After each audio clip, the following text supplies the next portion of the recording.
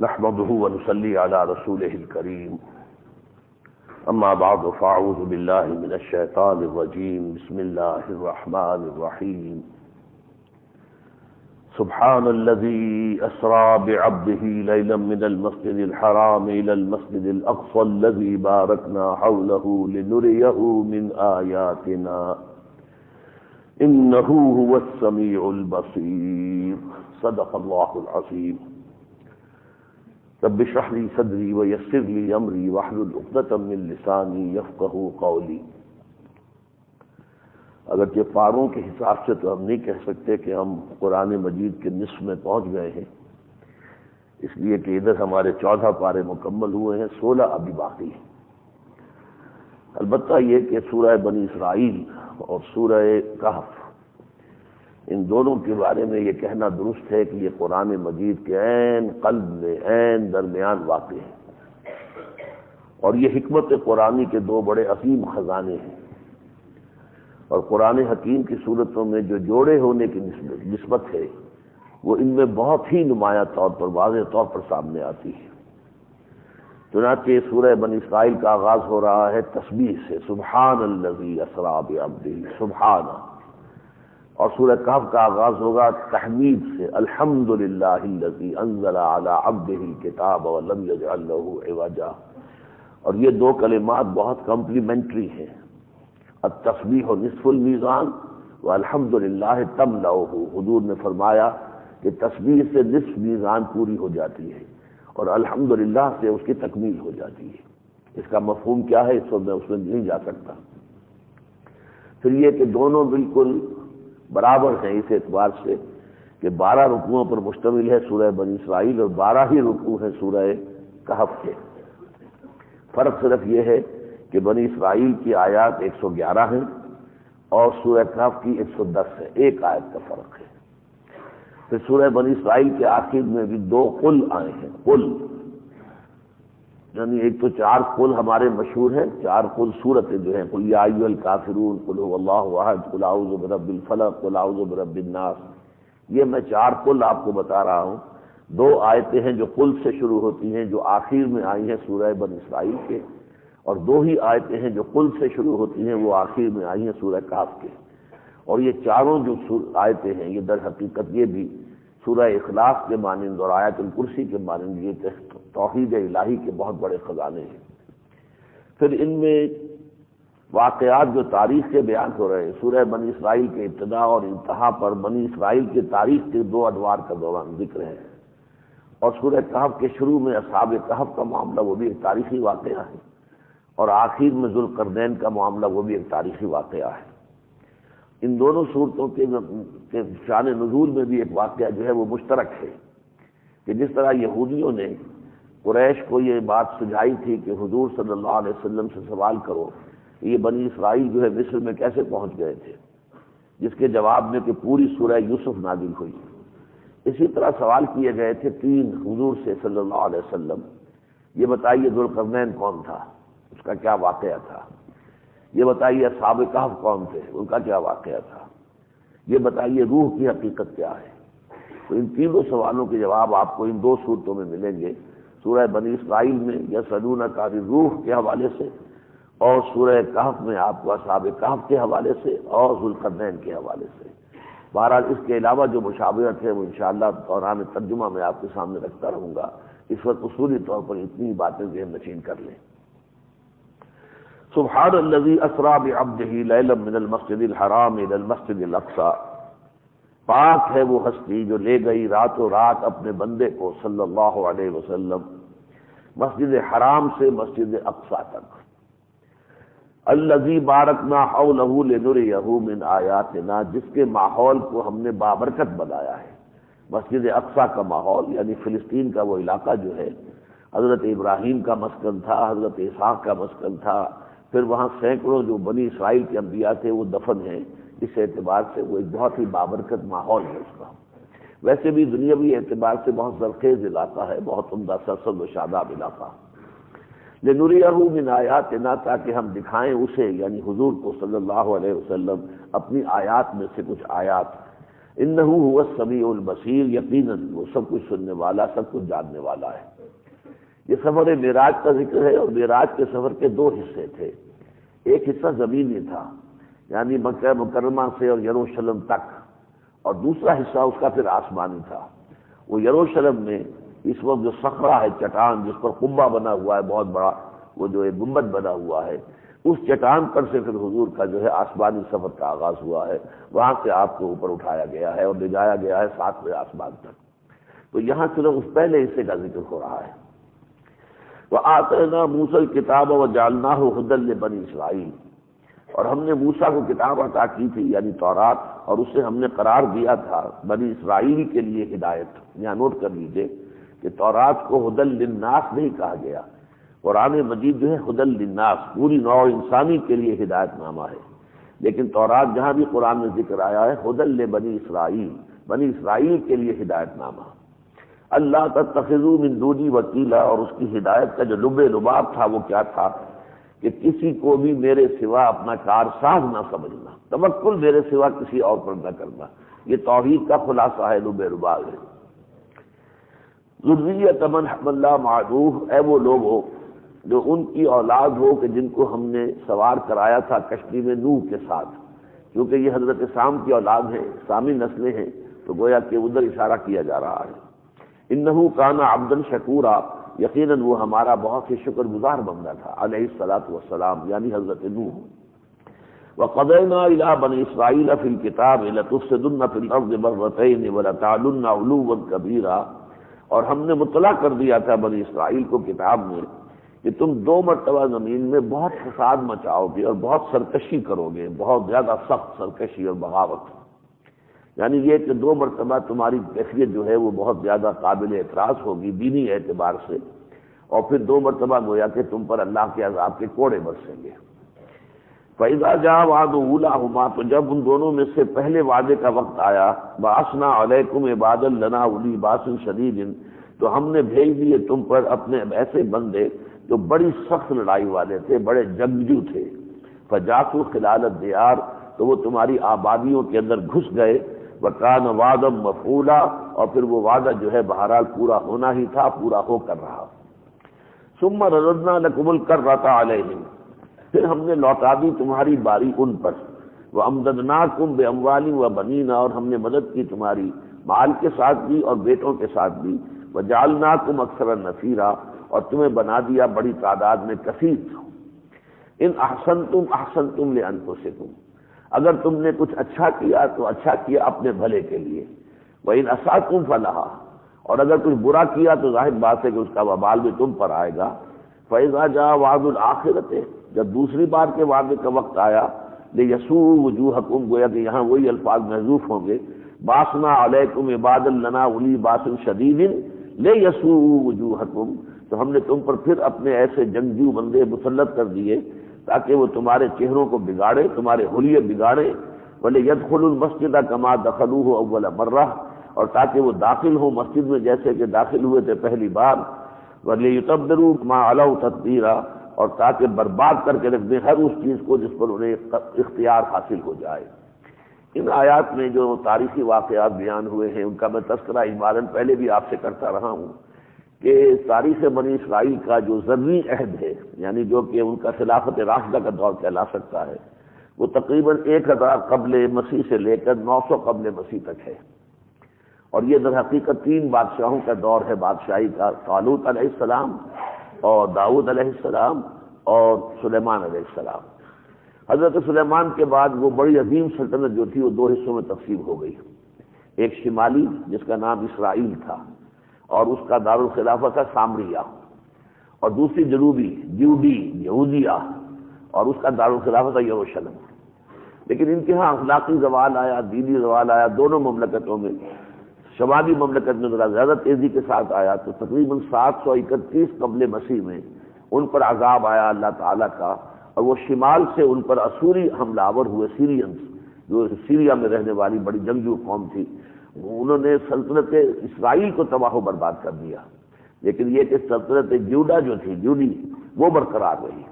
لیکن اس پر بھی پھر بعد میں زوال کا وہی عمل آیا ہے۔ تو پھر بیبیلونیا جو عراق کا نام تھا اس زمانے میں، وہاں کا بادشاہ نبوکدنضر اس نے پے بپے حملے کیے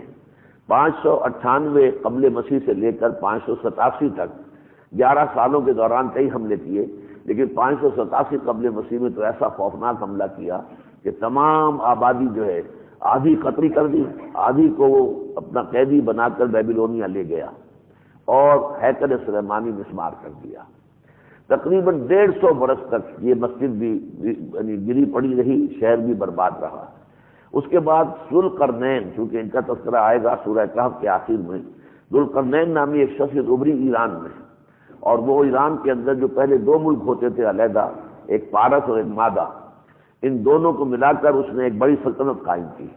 اور اس نے پھر جب فتوحات شروع کی ہیں تو سب سے پہلے عراق کو فتح کیا، بیبیلونیا کے اوپر حملہ کیا، اور وہ بڑا نیک شریف انسان تھا۔ اس نے پھر یہودیوں کو اجازت دے دی کہ تم واپس جا کر اپنا ہیکل بھی دوبارہ تعمیر کر سکتے ہو، اپنا شہر یروشلم بھی دوبارہ آباد کر سکتے ہو۔ تب یہ وہاں آئے تو ان کا ایک رینیسنس گویا کہ ایک طرح سے نشأت ثانیہ قومی سطح پر ان کی ہوئی ہے، اور اس میں ذریعہ بنے ہیں حضرت عزیر علیہ السلام، جن کا واقعہ ہم سورہ بقرہ میں پڑھ چکے ہیں۔ بہرحال اس کے بعد ان کے ہاں ایک بڑی عظیم مملکت قائم ہوئی، مکابی سلطنت کہلاتی ہے وہ یوں سمجھیے کہ تقریباً 63 قابل تک 198 قبل مسیح سے لے کر اور 63 بیفور کرائسٹ تک وہ مملکت قائم رہی ہے، بہت بڑی۔ لیکن اس کے بعد پھر ان کے اوپر حملے شروع ہوئے رومیوں کے، اور رومیوں نے انہیں اپنا باجگزار بنا لیا۔ کچھ عرصے رومیوں کی حکومت رہی بالواسطہ، لیکن پھر انہوں نے ایک بڑی بغاوت کی رومیوں کے خلاف، تو پھر 70 عیسوی میں ٹائٹس رومی جرنیل نے دوبارہ ایک زبردست حملہ کیا، اور یروشلم کے 1,33,000 افراد ایک دن میں قتل کیے، اور دوبارہ وہ جو ہیکل بنایا گیا تھا اسے مسمار کر دیا۔ وہ ہیکل آج تک گرا پڑا ہوا ہے، اور ان لوگوں کو پھر ملک بدر کر دیا تھا کہ تم فلسطین سے نکل جاؤ اور کہیں جہاں کسی سمائیں چلے جاؤ، چنانچہ کچھ یورپ میں چلے گئے، کوئی ایشیا میں آ گئے، کوئی افریقہ میں چلے گئے، مختلف ممالک کے اندر۔ اسے وہ کہتے ہیں ڈایاسپورا، ہمارا دور انتشار۔ یہ دور انتشار ختم ہوا ہے پچھلی صدی جو تھی 20ویں صدی عیسوی، اس کے آغاز میں، جب 1917 میں بالفور ڈکلریشن کے ذریعے سے انہیں یہ حق دیا گیا کہ وہ بھی آ کر واپس آباد ہو سکتے ہیں فلسطین میں۔ اس سے تو پھر جو داستان چلی ہے وہ پچھلی صدی کی لمبی داستان ہے، اور جو اسرائیل جیسے قائم ہوا اور اب جو کچھ ہو رہا ہے وہ ایک علیحدہ معاملہ ہے۔ لیکن یہاں در حقیقت جن انوار کا ذکر ہے اس کا میں نے آپ کے سامنے اشارتاً جو ہے اجمالاً تذکرہ کر دیا ہے۔ اب اس کے بعد اللہ تعالیٰ فرماتے ہیں عسیٰ ربکم ان یرحمکم، اب بھی تمہارا پروردگار تم پر رحم فرمانے کو تیار ہے۔ وَإِنْ عُدْتُمْ عُدْنَا، لیکن اگر تم نے وہی طرز عمل جاری رکھا جیسا کہ پہلے تھا تو ہم بھی وہی کریں گے جو ہم نے پہلے کیا ہے۔ وَجَعَلْنَا جَهَنَّمَ لِلْكَافِرِينَ حَصِيرًا، اور ہم نے جہنم کو تو کافروں کے لیے احاطہ بنا ہی رکھا ہے، اس میں تو کافروں کو بالآخر جمع ہونا ہی ہے۔ اب وہ اگر تم رحمت چاہتے ہو اللہ کی تو اس کا راستہ کیا ہے؟ ان ھذا القرآن یہدی للتی ہی اقوم، اس قرآن کے زیر سایہ آ جاؤ، محمد الرسول اللہ صلی اللہ علیہ وسلم پر ایمان لے آؤ، تو اللہ تعالیٰ کی رحمت تمہیں ابھی اپنے آغوش میں لے لے گی۔ ان ھذا القرآن یہدی للتی ہی اقوم، یہ قرآن جو ہے راستہ دکھا رہا ہے جو سب سے زیادہ سیدھا ہے۔ وَيُبَشِّرُ الْمُؤْمِنِينَ، اور اہل ایمان کو بشارت دیتا ہے، الذین یعملون الصالحات، جو نیک عمل بھی کرتے ہوں، ان لہم اجرا کبیرا، کہ ان کے لیے بہت بڑا اجر ہوگا۔ وان الذین لا یؤمنون بالآخرۃ، اور وہ لوگ کہ جو آخرت پر ایمان نہیں رکھتے، یہ ذہن میں نوٹ کر لیجیے، یہاں پر اس صورت میں کئی دفعہ یہ بات آئے گی کہ اصل جو بیماری ہے انسان کی وہ آخرت پر ایمان کا نہ ہونا ہے۔ ورنہ اللہ کو بھی کسی نہ کسی شکل میں لوگ جانتے ہی ہیں، ایشور ہے، پرماتما ہے، کچھ نہ کچھ کوئی نہ کوئی تصور ہے، لیکن اصل میں جو انسان کے کردار اور اس کے اعمال کے اوپر جو چیز اثر انداز ہوتی ہے وہ ہے ایمان بالآخرہ، یہ یقین کے مرنے کے بعد جی اٹھنا ہے اور اللہ کے حضور میں حاضر ہونا ہے، اپنے ہر قول اور ہر فعل کی جواب دہی کرنی ہے، اور اس میں اس کا بدلہ جو ہے یا جزا یا سزا جو بھی ہو اس کو بھگتنا ہے۔ تو یہ یقین ہے در حقیقت کہ جو انسان کو سیدھا رکھتا ہے۔ تو وَأَنَّ الَّذِينَ لَا يُؤْمِنُونَ بِالْآخِرَةِ أَعْتَدْنَا لَهُمْ عَذَابًا أَلِيمًا، اور جو لوگ کہ آخرت پر ایمان نہیں رکھتے ہم نے ان کے لیے تیار کر رکھا ہے بہت دردناک عذاب۔ وَيَدْعُو الْإِنسَانُ بِالشَّرِّ دُعَاءَهُ بِالْخَيْرِ، اور انسان مانگ بیٹھتا ہے اپنے لیے بدی جبکہ وہ مانگ رہا ہوتا ہے خیر، یعنی چونکہ انسان جو ہے شارٹ سائٹڈ ہے، اس کی نگاہ زیادہ دور تک نہیں جاتی، وہ کسی شے کو اپنے لیے اچھائی سمجھ لیتا ہے اور اللہ سے دعا کرنے لگتا ہے اللہ یہ شے مجھے عطا کر دے، حالانکہ اس شے میں اس کے لیے شر ہوتا ہے، جیسا کہ ہم پڑھا ہے سورہ بقرہ میں، عسیٰ ان تکرہوا شیئا وہو خیر لکم وعسیٰ ان تحبوا شیئا وہو شر لکم واللہ یعلم وانتم لا تعلمون۔ ہو سکتا ہے تم کسی چیز کو ناپسند کرو حالانکہ اسی میں تمہارے لیے خیر ہو، اور کسی شے کو تم پسند کرو حالانکہ اس میں تمہارے لیے شر ہو، تم نہیں جانتے اللہ جانتا ہے۔ تو انسان اپنی اسی لاعلمی میں اپنے لیے شر مانگ بیٹھتا ہے۔ وَكَانَ الْإِنسَانُ عَجُولًا، اور انسان بہت جلد باز ہے۔ میں نے ابھی لفظ استعمال کیا شارٹ سائٹڈ ہے، ایک طرف یہ کہ اس کی نگاہ جو ہے بہت ہی تھوڑی دور تک جاتی ہے، آگے دیکھ نہیں سکتی، اور دوسرا یہ کہ جلد بازی ہے اس کے اندر۔ وَجَعَلْنَا اللَّيْلَ وَالنَّهَارَ آیَتَيْنِ، اور ہم نے دن اور رات کو اپنی دو نشانیاں بنا دیا ہے۔ فَمَحَوْنَا آیَةَ اللَّيْلِ، پھر ہم نے مٹا دیا ہے، تاریک کر دیا ہے رات کی نشانی کو۔ وَجَعَلْنَا آیَةَ النَّهَارِ مُبْصِرَةً، اور دن کی نشانی کو ہم نے بنا دیا ہے سلجھانے والا، روشن۔ لِتَبْتَغُوا فَضْلًا مِّن رَّبِّكُمْ، تاکہ تم تلاش کر سکو اپنے رب کے فضل کو۔ وَلِتَعْلَمُوا عَدَدَ السِّنِينَ وَالْحِسَابَ، اور تاکہ تم معلوم کر لیا کرو گنتی سالوں کی اور حساب۔ وَكُلَّ شَيْءٍ فَصَّلْنَاهُ تَفْصِيلًا، اور ہم نے ہر شے کی جو ہے تفصیل بیان کر دی ہے۔ وَكُلَّ إِنسَانٍ أَلْزَمْنَاهُ طَائِرَهُ فِي عُنُقِهِ،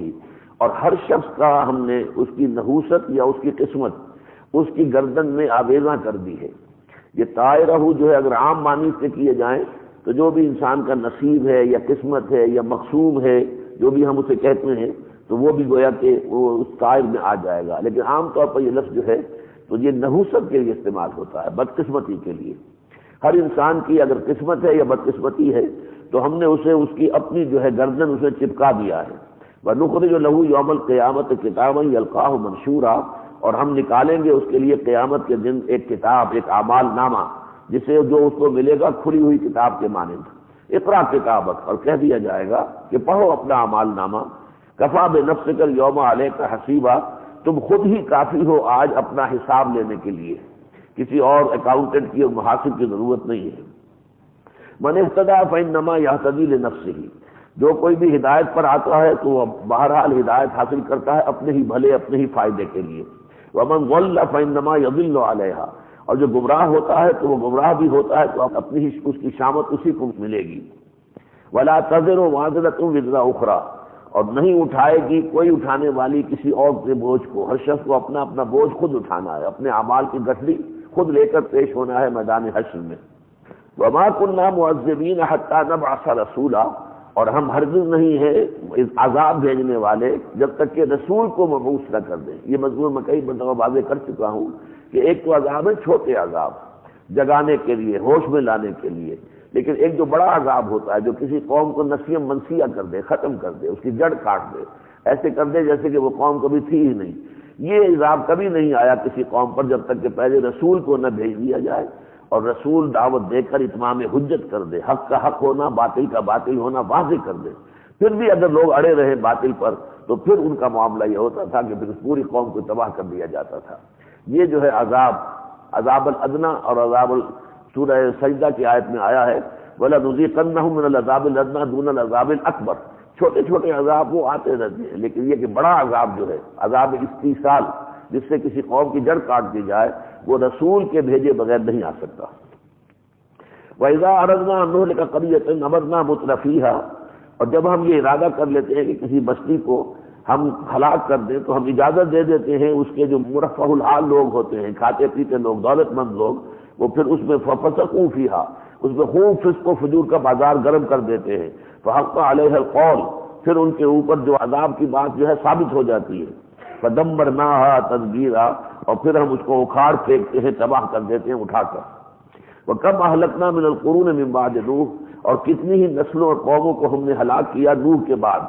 وَكَفَىٰ بِرَبِّكَ بِذُنُوبِ عِبَادِهِ خَبِيرًا بَصِيرًا، اور آپ کا رب کافی ہے اپنے بندوں کے گناہوں کے بارے میں باخبر ہونے کے اعتبار سے اور دیکھنے کے اعتبار سے۔ اللہ خود دیکھ رہا ہے کہ لوگ کیا گناہ کر رہے ہیں، اللہ خود دیکھ رہا ہے اور باخبر ہے کہ لوگ جو ہے کس روش پر چل رہے ہیں۔ اب جو دو آیتیں آ رہی ہیں یہ بہت اہم ہیں۔ من کان یرید العاجلۃ، اب یہ فیصلہ کش ہے، یہ ہے ہر انسان کے لیے کہ وہ طے کر لے کہ وہ طالب دنیا ہے یا طالب آخرت ہے۔ یہ بڑا کروشل کوشچن ہے۔ اگر یہ آدمی طے نہیں کر پاتا، کچھ ادھر بھی کچھ ادھر بھی، کچھ اس کی بھی خواہش ہے، اس کی بھی خواہش ہے، آخرت بھی چاہیے لیکن دنیا کا بھی کوئی نقصان برداشت نہیں کرنا ہے، تو ایسے لوگ جو ہیں یہ پھر مذبذبین بین ذالک، یہ پھر منافقت کا انداز ان کا کردار ہو جاتا ہے۔ ہاں یکسو ہو جائے آدمی، میری پرائرٹی نمبر 1 کیا ہے؟ آخرت۔ دنیا پھر جتنی بھی مل جائے، ملے نہ ملے نہ صحیح، لیکن آخرت ہے جو میرا مطلوب ہے۔ یا پھر شخص طے کر لے کہ نہیں میں تو دنیا ہی حاصل کرنا چاہتا ہوں، تو یکسو تو ہو جائے گا، ایسا شخص کم سے کم دنیا میں کامیاب ہو جائے گا۔ ورنہ یہ کہ اگر بین رہا تو نہ ادھر کامیاب نہ ادھر کامیاب، خسرت دنیا والآخرہ۔ من کان یرید العاجلۃ، جو کوئی بھی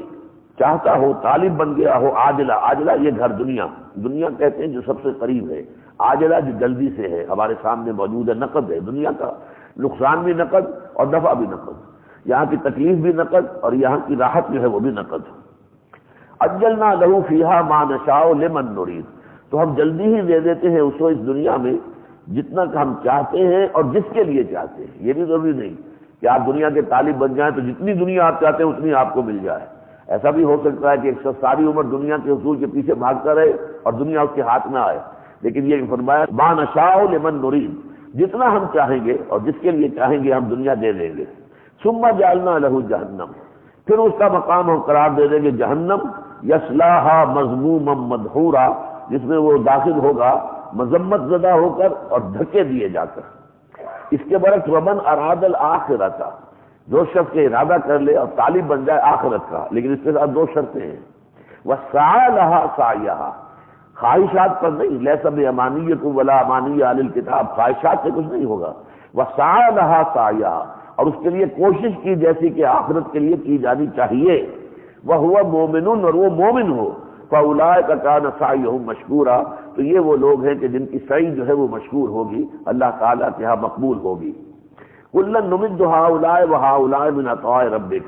باقی ہم جو یہ ہیں طالبان دنیا ان کو بھی اور طالبان عاقبت آخرت دونوں کو بھی، دنیا میں تو ہم کچھ نہ کچھ دیتے رہیں گے، آپ کے رب کا دسترخوان جو ہے کشادہ ہے، کھلا ہوا ہے، یہاں اہل ایمان بھی کھائیں گے اور کافر بھی کھائیں گے۔ وما کان عطاء ربک محظورا، اور آپ کے رب کی عطا جو ہے اور یہ جود و سخا کا دسترخوان ہے یہ کوئی بند نہیں کر سکتا۔ انظر کیف فضلنا بعضهم علی بعض، دیکھو کیسے ہم نے دنیا میں بھی ان میں سے بعض کو بعض پر فضیلت دی ہے، تو گویا کہ اسی طریقے سے آخرت میں بھی فضیلتیں ہوگی، کوئی آخرت میں بلندتر مقام حاصل کرے گا، کوئی کمتر پر رہ جائے گا۔ وللآخرۃ اکبر درجات واکبر تفضیلا، اور آخرت کے درجے تو بہت بڑے ہیں اور وہاں جو تفضیل ہوگی، فضیلت ہوگی، وہ بھی بہت بڑی ہوگی۔ لا تجعل مع اللہ الہا آخر، اللہ کے ساتھ کسی اور کو الہ اور معبود نہ قرار دو، فتقعد مذموما مخذولا، پھر تم بیٹھ رہو گے الزام دیے ہوئے، مذمت زدہ اور بے کس ہو کر، ہر طرف سے تمہاری جو ہے وہ آس ٹوٹ جائے گی اور مخذول ہو جاؤ گے، اللہ تعالیٰ کی طرف سے بھی توفیق سلب ہو جائے گی۔ اس کے بعد جو 2 رکوع آ رہے ہیں یہ اس اعتبار سے بڑا اہم مقام ہے قرآن مجید کا، جیسے کہ میں نے آپ کو نوٹ کرایا تھا کہ سورہ انعام کے آخر میں ایک رکوع میں دین کی تعلیمات کا خلاصہ بیان کیا گیا تھا، یہاں 2 رکوعوں میں وہی آئے ہیں، اور چونکہ یہ سورہ بنی اسرائیل ہے اس کی مناسبت سے بھی سمجھ لیجئے کہ در حقیقت یہ تورات کے جو احکام 10 ہیں، 10 کمانڈمنٹس آف تورات، وہ در حقیقت ان کا قرآنک ورشن ہے جو یہاں پر ان 2 رکوعوں میں آ گیا ہے۔ یہ قول ہے حضرت عبداللہ ابن عباس رضی اللہ تعالی عنہما کا کہ تورات کے جو احکام 10 تھے، 10 کمانڈمنٹس، ان کا قرآن مجید میں اس طور سے ان 2 رکوعوں کے اندر بیان آ گیا ہے۔ اب اس میں آپ گنتی کرتے جائیے گا کہ وہ احکام کتنے آئے اور کون کون سے آئے۔ سب سے پہلا وَقَضَىٰ رَبُّكَ أَلَّا تَعْبُدُوا إِلَّا إِيَّاهُ، فیصلہ کر دیا ہے آپ کے رب نے کہ ہرگز نہیں پرستش اور بندگی کرو گے کسی کی سوائے اس کے۔ نمبر 1 توحید، نمبر 2 وَبِالْوَالِدَيْنِ إِحْسَانًا، والدین کے ساتھ حسن سلوک، نمبر 3 بلکہ اسی میں والدین میں اما یبلغن عندک الکبر احدہما او کلاہما، اگر ان دونوں میں سے کوئی ایک یا دونوں پہنچ ہی جائیں تمہارے پاس بڑی عمر کو، فلا تقل لہما اف، تو انہیں اف تک مت کہو، ولا تنہرہما، نہ انہیں جھڑکو، وقل لہما قولا کریما، اور ان کے ساتھ بات کیا کرو بہت ہی عزت کے ساتھ، احترام کے ساتھ، ادب کے ساتھ، واخفض لہما جناح الذل من الرحمہ، اور ان کے سامنے جھکا دو اپنے کندھوں کو عاجزی کے ساتھ، عز کے ساتھ، من الرحمہ،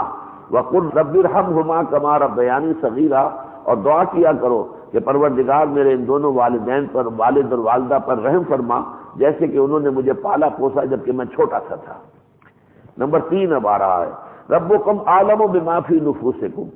کیونکہ بعض اوقات ایسا ہوتا ہے کہ والدین اتنی دور کی عمر کو پہنچ جائیں، ارذل العمر جسے کہا گیا ہے، کہ ان کے حواس ٹھیک نہ رہے، ان کے سوچنے سمجھنے کی فیکلٹیز اور صلاحیتیں جو ہے ساتھ نہ دے رہی ہوں، تو اب یہ کہ ان کی ہر بات اور ہر خواہش، ان کی فرمائش پوری نہیں کی جا سکتی، اور بعض وقت ہو سکتا ہے کہ تھوڑی سی سختی کے ساتھ بھی انہیں رد کر دینا پڑے ان کی کسی بات کو۔ اب اس کو لیا ہے یہاں پر کہ اگر ایسا کرنا پڑے تو ربکم عالم بما فی نفوسکم، تمہارا رب خوب واقف ہے جو کچھ تمہارے دلوں میں ہے۔ اگر تمہیں مجبوراً ایسا کرنا پڑ رہا ہے اور مجبوراً اور اس پر تمہیں خود دکھ ہو رہا ہے کہ میں کیوں کر رہا ہوں ایسا، لیکن یہ کہ اس کے سوا کوئی چارہ نہیں ہے، یا والدین جو ہے ان کی سمجھ جو ہے قائم نہیں رہی ہے، اور وہ جیسے کہ آپ کہتے ہیں کہ بہت بوڑھے ہونے کے بعد انسان بچوں کی سی اس کے اندر جو ہے وہ خصلتیں خود کر آتی ہیں، تو ظاہر بات ہے کہ پھر کچھ روک ٹوک کرنی پڑتی ہے۔ ربکم عالم بما فی نفوسکم، لیکن جو کچھ تمہارے دلوں کی حالت ہے اللہ اس سے خوب واقف ہے۔ ان تکونوا صالحین، اگر تم نیک ہوئے خود، فإنہ کان للأوابین غفورا، تو یقیناً وہ جو بھی اللہ کی طرف رجوع کرنے والے ہیں ان کے لیے اللہ تعالیٰ بخشنے والا ہے۔ اگر کبھی کوئی سختی تھوڑی بہت کمی پڑ جائے تو اس میں بھی اللہ تعالیٰ معاف کرے گا، اس کی امید دلائی گئی۔ اب نمبر 4، وآت ذی القربى حقہ والمسکین وابن السبیل، اور قرابت داروں کو ان کا حق ادا کرو، یعنی ان کا ایتاء مال، ان کی مدد، ان کی کوئی مشکل ہے تو اس کو حل کرنے کی کوشش، اور مسکین کو بھی اور مسافر کو بھی۔ ولا تبذر تبذیرا، اور نمبر 5 یہ کہ فضول خرچی نہ کرو۔ ایک ہے اسراف ہے ضرورت سے زیادہ خرچ کرنا، وہ بھی بری شے ہے، لیکن تبذیر یہ ہے کہ بغیر ضرورت کے خرچ کرنا، فضول خرچ کرنا۔ شادی بیاہ کے اندر قمقمے لگا رکھے ہیں اتنے، پورا علاقہ جو ہے وہ قیدور بنایا ہوا، یہ قتل کوئی ضرورت نہیں تھی۔ یہ تمام دکھاوے کے لیے جو خرچ ہوتے ہیں یہ تبذیر ہے، اور اس تبذیر کی کتنی شناعت ہے۔ فرمایا ان المبذرین کانوا اخوان الشیاطین، یہ جو مبذرین ہیں، یہ فضول خرچ کرنے والے اور صرف نام و نمود کے لیے دولت اڑانے والے، یہ شیطانوں کے بھائی ہیں۔ وکان الشیطان لربہ کفورا، اور یقیناً شیطان جو ہے وہ اپنے رب کا بہت ہی ناشکرا تھا۔ وَإِمَّا تُعْرِضَنَّ عَنْهُمْ ابْتِغَاءَ رَحْمَةٍ مِّن رَّبِّكَ، یہ چھٹا حکم ہے۔ اگر تمہیں ان سے اعراض ہی کرنا پڑ جائے، یعنی قرابت دار ہے، کوئی مدد آپ سے مانگنے آیا ہے لیکن آپ خود اس وقت ہاتھ آپ کا تنگ ہے، آپ نہیں دے سکتے، یا کوئی سائل ہے آپ اس کا سوال جو ہے پورا نہیں کر سکتے، وَإِمَّا تُعْرِضَنَّ عَنْهُمْ ابْتِغَاءَ رَحْمَةٍ مِّن رَّبِّكَ تَرْجُوهَا، اور اگر تمہیں ان سے اعراض کرنا ہی پڑے اس لیے کہ تم خود اپنے رب کی رحمت کے امیدوار ہو کہ اللہ تعالیٰ میرے اپنی جو ہے کشادگی پیدا کر دے، فَقُلْ لَهُمْ قَوْلًا مَيْسُورًا، تو ان سے بات کم سے کم نرمی کے ساتھ کرو، جھڑکو نہیں انہیں۔ سائل کو یا کسی اور بھی جو بھی آئے حاجت مند آئے اسے جھڑکنے کی اجازت نہیں ہے۔ اما السائل فلا تنہر، یہ جو ہے حضور صلی اللہ علیہ وسلم سے خاص طور پر خطاب کر کے سورۃ الضحیٰ میں فرمایا ہے۔ ولا تجعل یدک مغلولۃ، یہ 7ویں بات ہے بہت اہم، اور نہ تو اپنے ہاتھ کو اپنی گردنوں کے ساتھ چپکا لو، یہ در حقیقت ایک استعارہ ہے بخل کے لیے کہ ہاتھ بنا ہوا ہے، ہاتھ کھلا ہوا ہونا یہ کہ خرچ کرنے کے لیے آدمی ہر وقت تیار رہے، اور ہاتھ جو ہے گردن سے بندھا ہوا ہے۔ ولا تجعل یدک مغلولۃ الی عنقک، نہ تو اپنے ہاتھ کو اپنی گردنوں کے ساتھ باندھ کر رکھ دو کہ اس سے کوئی پیسہ کبھی نکلے ہی نہ کسی غریب کے لیے۔ ولا تبسطھا کل البسط، اور اسے پورے کے پورے کو کھول بھی نہ دو، یعنی ایسی بھی جو ہے بہت زیادہ دولت اڑا دی جائے اپنے خیرات کے اندر کہ خود بھی فقیر ہو کر آدمی بیٹھ جائے، یہ بھی مناسب نہیں۔ حضور اس کو بھی روکتے تھے۔ ایک صحابی نے آ کر کہا کہ میں اپنا ساری دولت، اپنی ساری ملکیت جو ہے اللہ کی راہ میں دینا چاہتا ہوں۔ آپ نے کہا نہیں، تم اپنی اولاد کو فقیر چھوڑ کر جانا چاہتے ہو دنیا سے، تو یہ پسندیدہ بات نہیں۔ پھر انہوں نے کہا کہ اچھا پھر میں آدھا دیتا ہوں۔ آپ نے کہا نہیں، آدھا بھی نہیں، آدھا بھی بہت زیادہ ہے۔ پھر انہوں نے کہا اچھا میں تہائی حصہ دیتا ہوں۔ آپ نے کہا ٹھیک ہے، تہائی قبول کرتا ہوں، والثلث کثیر، اور تہائی بھی بہت ہے۔ تو اس میں بھی ایک اعتدال کی ضرورت ہے۔ اسلام جو ہے وہ ایک اوسط راستہ، اعتدال کا راستہ بتاتا ہے۔ یہ نہیں ہے کہ اپنا سب کچھ دے دیا، ایک وقت میں جذبات کے اندر آ کے آپ نے سب کچھ اپنا لٹا دیا، بعد میں ہو سکتا ہے خود پچھتائیں کہ میں نے کیا کیا، جذبات کے اندر کیا کر بیٹھا میں، یہ میں غلط کام کر بیٹھا۔ تو اس سے یہ کہ درمیانی راہ ہونی چاہیے۔ اگر تم ایسا کرو گے کہ اپنا ہاتھ پورا کا پورا کھول دو گے تو ہو سکتا ہے کہ تمہیں بیٹھ رہنا پڑے ملامت زدہ ہو کر اور ہارے ہوئے، تھک ہار کر بیٹھ رہو گے۔ آگے آئیے 8ویں بات، ان ربک یبسط الرزق لمن یشاء ویقدر، یقیناً یہ آپ کا رب ہے کہ جو جس کے لیے چاہتا ہے رزق کو کشادہ کر دیتا ہے، جس کے لیے چاہتا ہے تنگ کر دیتا ہے۔ انہ کان بعبادہ خبیرا بصیرا، یقیناً وہ اپنے بندوں کے حالات سے خوب واقف ہے اور خوب دیکھ رہا ہے اور باخبر ہے۔ یعنی یہ کہ آپ فرض کیجئے اپنے کسی رشتہ دار کی حالت کو چاہتے ہیں کہ بہتر بنائیں، آپ نے اسے کچھ پیسے دیے، بھائی دکان شروع کر لو، کچھ دنوں کے بعد معلوم ہوا وہ دکان بھی صاف کر دی اس نے، اور یہ کہ اب پھر وہی خالی ہاتھ ہے۔ پھر آپ نے کوئی اور کوشش کی کہ کسی اور طریقے سے اس کا معاشی معاملہ درست ہو جائے، اس کے اندر بھی وہ ناکام ہوا۔ تو مطلب یہ کہ یہ تمہارے اختیار میں نہیں ہے، کسی کی حالت بدل دینا تمہارے اختیار میں نہیں ہے، یہ اختیار اللہ کا ہے مطلب کہ وہ کسی کا جو حالت ہے وہ کسی کے لیے کشادگی پیدا کر دے یا کسی کے لیے تنگی پیدا کر دے، یہ اس کا فیصلہ ہوتا ہے، اور اس کا فیصلہ جو ہے وہ اپنے بندوں کے حالات سے کے علم پر مبنی ہے۔ ہو سکتا ہے کہ ایک شخص کی کشادگی اس کے لیے وبال جان بن جائے کہ اگر اس کے پاس فراغت آ گئی، پیسے زیادہ آ گئے تو عیاشیاں کرے گا، بدماشیاں کرے گا اور اس سے جو ہے اپنی عاقبت برباد کر لے گا، تو اس کے لیے فقیری ہی بہتر ہے۔ اللہ تعالیٰ جانتا ہے کہ کس بندے کے لیے کون سی شے بہتر ہے، وہ خبیر ہے اور بصیر ہے۔ آگے 9ویں بات، ولا تقتلوا اولادکم خشیۃ املاق، اپنی اولاد کو قتل نہ کرو مفلسی کے خوف سے۔ نحن نرزقهم وإياكم، ہم ہی ان کو بھی رزق دیں گے اور تمہیں بھی ہم ہی دیتے ہیں۔ ان قتلهم كان خطا كبيرا، یقیناً ان کا قتل کرنا بہت بڑی خطا ہے۔ یہ ہے وہ معاملہ جو پہلے تو انڈیویجول بیسس پر ہوا کرتا تھا کہ لوگ غریب ہیں، غربت میں، بچہ پیدا ہو گیا ہے، کہاں سے کھلائیں گے، کہاں سے اس کے لیے دودھ کا بندوبست ہوگا وغیرہ وغیرہ، اور بچے کو قتل کر دیا۔ لیکن آج آپ کو معلوم ہے یہ ایک بڑے فلسفے کی حیثیت سے کہ پوری دنیا میں جو ہے برتھ کنٹرول اور آبادی کا کنٹرول، یہ کھانے والے زیادہ ہوتے جا رہے ہیں، خوراک اتنی نہیں بڑھ رہی ہے، لہذا اس سے خرابیاں پیدا ہو رہی ہیں۔ تو یہ جو ہو رہا ہے یہ در حقیقت برتھ کنٹرول کا اور پاپولیشن پلاننگ،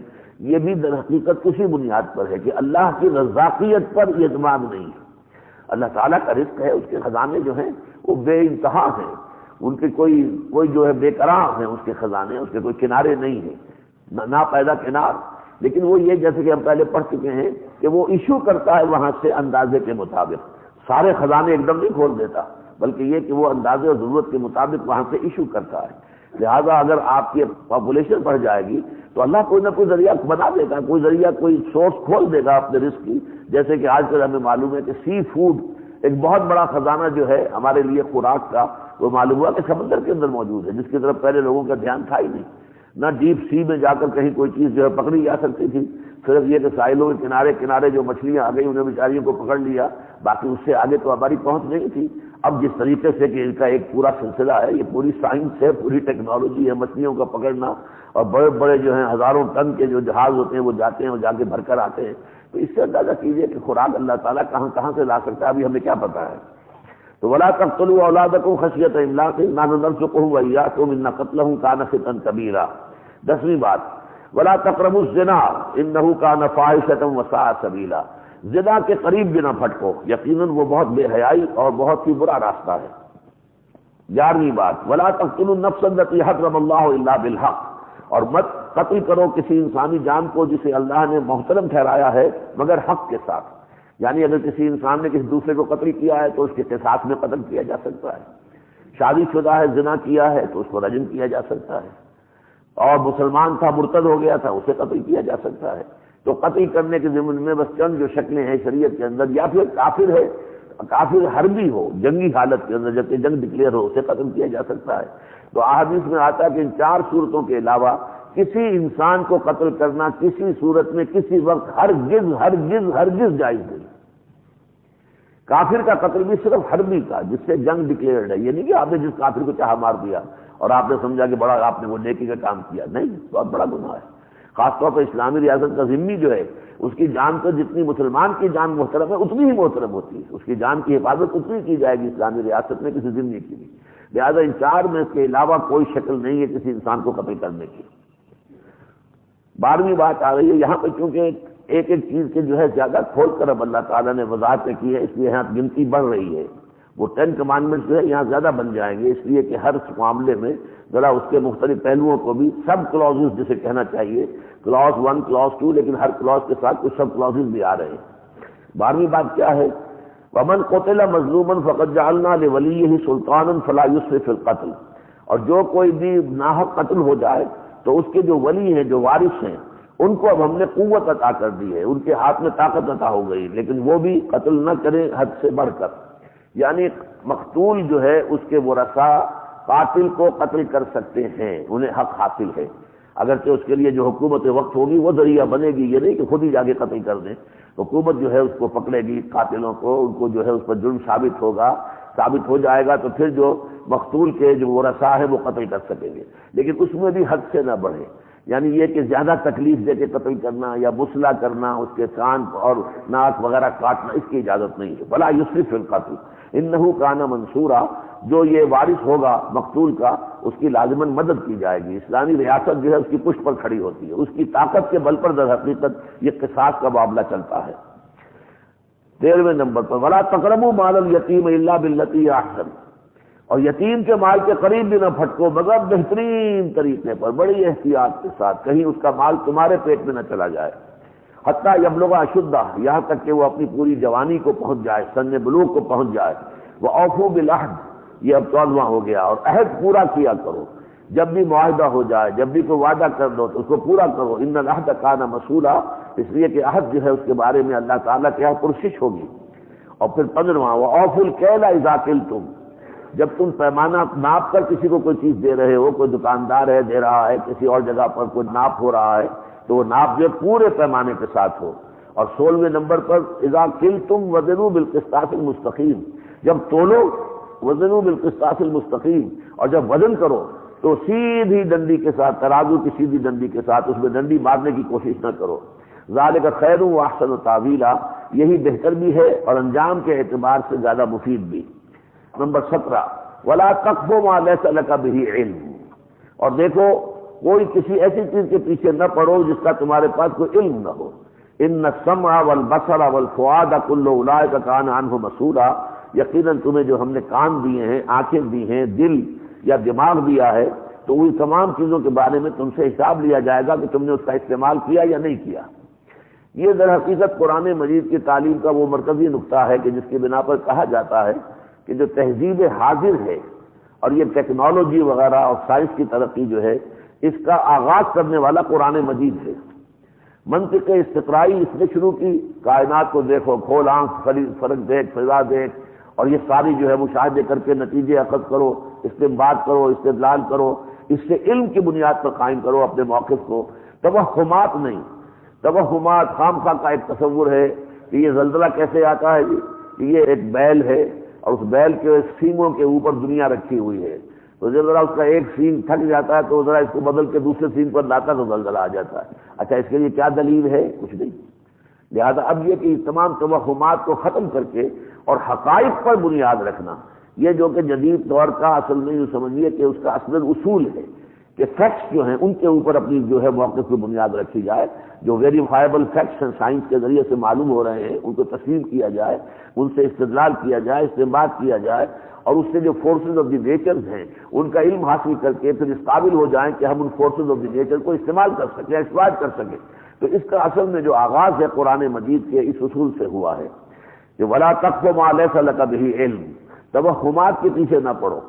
اس کا جو ہے اس کی پیروی نہ کرو۔ ان السمع والبصر والفؤاد كل اولئک کان عنہ مسؤولا، یقیناً سماعت اور بصارت اور دل اور دماغ جو ہم نے تمہیں دیے ہیں یہ سب اس لیے ہے کہ ان کے بارے میں تم سے سوال کیا جائے گا کہ استعمال کیا تھا کہ نہیں۔ اور یہ نمبر 18 ولا تمشِ فی الارض مرحا، زمین میں اکڑ کر مت چلو۔ تکبر اللہ کو پسند نہیں، انتہائی ناپسندیدہ چیز ہے اللہ کی نگاہ میں تکبر۔ انک لن تخرق الارض ولن تبلغ الجبال طولا، تم چاہے کتنے ہی پاؤں مار کر چلو، جیسے آدمی اکڑ کر چلتا ہے تو پاؤں مارتا ہوا چلتا ہے زمین پر، چاہے کتنا ہی پاؤں مار کر چلو گے ہماری زمین کو پھاڑ نہیں سکتے، اور کتنی ہی گردن اکڑا لو گے اور کتنا ہی ترا چڑھا لو گے اوپر، لن تبلغ الجبال طولا، ہمارے پہاڑوں کے برابر اونچائی کو نہیں پہنچ سکتے۔ تو ہماری تخلیقات کو دیکھو اور اپنی حیثیت کو پہچانو۔ تمہیں جو ہے وہ ہم آگے آ کے پڑھیں گے سورہ فرقان میں، وعباد الرحمن الذین یمشون علی الارض ہونا، اللہ کے نیک بندے تو وہ ہیں کہ جو زمین میں چلتے آہستگی سے، فروتنی سے، عاجزی کے ساتھ، ان کی چال میں بھی کوئی فخر اور جو ہے کوئی تمکنت نہیں ہوتی، بلکہ معلوم ہوتا ہے کہ ایک غلام جا رہا ہے، وہ اپنے آپ کو غلام سمجھتا ہے۔ تم سب اللہ کے غلام ہو، عبد ہو۔ کل ذالک کان سیئہ عند ربک مکروہا، یہ ساری باتیں جو آپ کو بتائی گئی ہیں ان میں سے جو بری چیزیں ہیں وہ آپ کے رب کو بہت ہی ناپسند ہیں۔ ذالک مما اوحی الیک ربک من الحکمہ، اور یہ ہیں وہ چیزیں کہ جو اے نبی اے محمد صلی اللہ علیہ وسلم آپ کے جانب وحی کی ہے آپ کے رب نے از قسم حکمت۔ یہ حکمت قرآنی میں نے کہا تھا کہ سورہ بنی اسرائیل اور سورہ کہف یہ حکمت قرآنی کے دو عظیم خزانے ہیں۔ یہ اصل میں باتیں جو ہم نے ابھی گنی ہیں، کہنے کو تو ایک ایک بات چھوٹی چھوٹی سی ہے، لیکن واقعہ یہ ہے کہ انسانی تمدن، انسانی تہذیب، انسان کا جو معاشرت ہے اس کو ان اصولوں پر استوار کیے جائے تو اس میں جو ہے اطمینان ہوگا، سکون ہوگا، چین ہوگا، عدل ہوگا، انصاف ہوگا، اور ان میں سے کسی ایک شے کے بارے میں بھی انسان افراط یا تفریط میں مبتلا ہو جائے تو پھر فساد پیدا ہو جائے گا، ہر طرح سے جو ہے ظلم ہوگا، بے چینی ہوگی، بے کلی ہوگی، کسی کو اطمینان نصیب نہیں ہوگا۔ تو یہ حکمت کے بڑے بڑے موتی ہیں کہ جو ہم نے ہمارے سامنے اس وقت آئے ہیں۔ ذالک مما اوحی الیک ربک من الحکمہ، یہ ہے ان چیزوں میں سے کہ جو آپ کے رب نے اے نبی وحی کی ہیں آپ کی جانب حکمت کی قسم کی۔ ولا تجعل مع اللہ الہا آخر، پھر آخر میں ایک اور بات جو شروع میں تھی، قضا ربک الا تعبدوا الا ایاہ، جو توحید تھی وہ شروع میں بھی آپ کے رب نے فیصلہ کر دیا کہ ہرگز مت پوجو کسی کو، ہرگز پرستش نہ کرو کسی کی سوائے اس کے، وہ توحید عملی ہے، اور یہ ہے توحید عقیدہ۔ ولا تجعل مع اللہ الہا آخر، مت ٹھہراؤ اللہ کے ساتھ کسی اور کو الہ، یہ عقیدہ رکھنا کسی کے بارے میں، یہ مشکل کشا ہے، یہ حاجت روا ہے، یہ اولاد دے سکتا ہے، یہ فلاں کام کر سکتا ہے، یہ سواری کر سکتا ہے، یہ ہمیں چھڑوا سکتا ہے، یہ عقیدے کی باتیں۔ تو جو توحید عملی ہے کہ عبادت میں کسی کو شریک نہ کیا جائے، اور یہ توحید عقیدہ ہے کہ اللہ کے تصور الوہیت میں کسی کو شامل نہ کیا جائے۔ تو یہ ساری 18 باتیں جو آئی ہیں بلکہ 19 ہو گئی اب، تو یہ سمجھیے کہ اول و آخر کیا ہے؟ توحید۔ اگر تم ایسا کرو گے ولا تجعل مع اللہ الہا آخر فتلقى فی جہنم ملوما مدحورا، تو تم جھونک دیے جاؤ گے جہنم میں ملامت زدہ ہو کر اور دھکے دیے جا کر، دھکے دے دے کر تمہیں جہنم میں ٹھوس دیا جائے گا۔ افاصفاکم ربکم بالبنین، کیا اللہ نے تمہیں تو پسند کر لیا ہے بیٹوں کے لیے، تمہیں بیٹے پسند ہیں؟ واتخذ من الملائکۃ اناثا، اور خود اس نے جو ہے فرشتوں کو اپنی بیٹیاں بنا لیا ہے، اور انہیں بیٹیاں بنا لی ہے فرشتوں کی شکل میں۔ انکم لتقولون قولا عظیما، یہ تم بہت بڑی گستاخی کی بات ہے جو زبان سے نکال رہے ہو، اس سے باز آ جاؤ۔ بارک اللہ لی ولکم فی القرآن العظیم ونفعنی وإیاکم بالآیات والذکر الحکیم۔